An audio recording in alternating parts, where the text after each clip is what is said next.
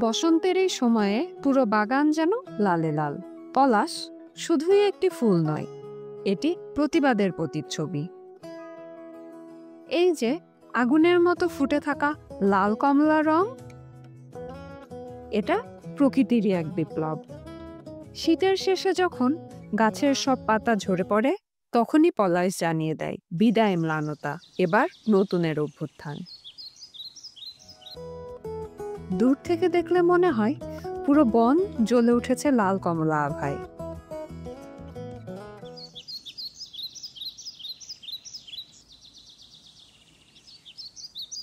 পাখির কিচিরমিচিরে পরিবেশটা হয়ে উঠেছে আরো রোমান্টিক। পলাশের এই স্বর্গীয় সৌন্দর্য দেখার জন্য ফেব্রুয়ারি মার্চই সেরা সময়। সকাল সকাল বাগানের সবচেয়ে সুন্দর দৃশ্য। পলাশ জ্বলুক, প্রতিবাদ চলুক।